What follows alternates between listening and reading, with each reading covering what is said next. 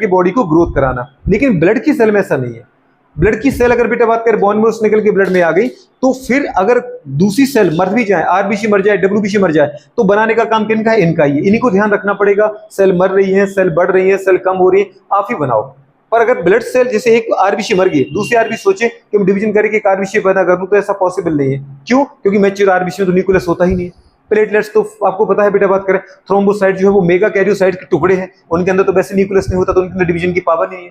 WBC के अंदर होती है पर वो डिवीजन करती नहीं है। क्यों? लाइफ स्पान ही बहुत कम है। एक हफ्ते के अंदर गुड़े बात करें या मोस्टली आप मानो 10 दिन के अंदर सारी डब्ल्यूबीसी मर जाती है, एक्सेप्ट मोनोसाइट। मोनोसाइट का सबसे ज्यादा जीवन काल होता है 28 डेज, मतलब 1 मंथ मानो आप। उसके बाद उसको भी मरना है। याद है? समझ में आ रहा है कि नहीं आ रहा है? और 3 से 5 दिन किसका होता है? प्लेटलेट्स का जीवन काल, लाइफ स्पान। हाँ, सबसे लाइफ स्पान होता है आरबीसी का, पर न्यूक्लियस नहीं है तो वो भी जिंदा नहीं रहती। 100 टू अपन बोला था 100 टू 120 डेज ये लाइफ स्पान होता है।